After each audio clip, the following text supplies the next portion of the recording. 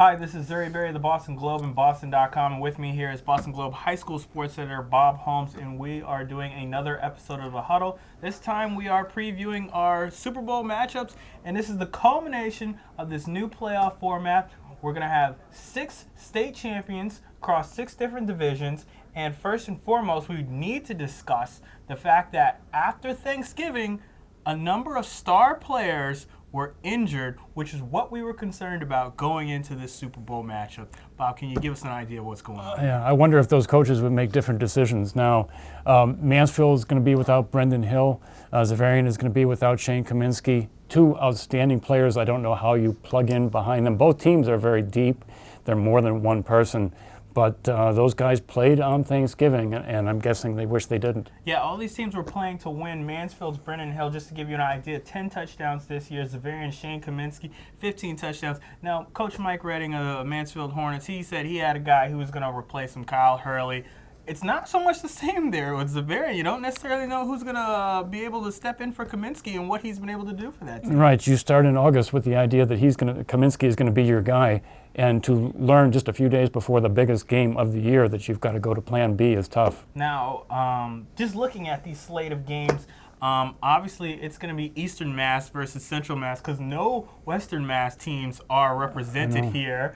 How do you think Central Mass is going to do? We tend to think, and especially here at the Globe and in the local media here, that Eastern Mass dominates the rest of the state, but that may not necessarily be the case in some matchups. Yeah, historically I think that's true, but I think something like the St. John's of Shrewsbury that has shown that it can kind of cross 495 and have a lot of success, I think they will be a threat, especially with against Mansfield, especially with Brendan Hill's loss. Yeah, that makes me think there are 4 teams that are still on the bus.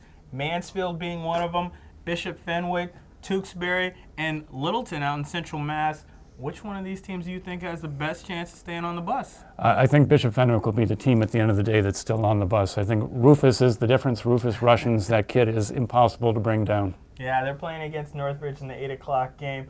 This should be a lot of great games. Obviously, the Division I matchup with Central Catholic and Zavarian. We just talked about Kaminsky being out. Can you give us an idea of what your favorite game is going to be? I love the Division I game. Watching Central Catholic, and the only difference in this game is that Central Catholic got lucky on Thanksgiving. Nobody got hurt. You know, it was amazing. And that could be the difference because the star players for Central Catholic, like Cody Demers, they're all healthy, they're all ready to go. So I'm going to assume that you've got Central Catholic in this game. Yeah, I think so. I think it's the same team that draws from multiple communities, and I think they're very deep and they're very talented. All right, so I'm going to go down the list real fast, and I want you to give me your rapid-fire answers of who you think is going to win. Mansfield, St. John's, or Shrewsbury? I think Mansfield's run comes to an end, and St. John's of Shrewsbury wins it. Tewksbury, Plymouth South?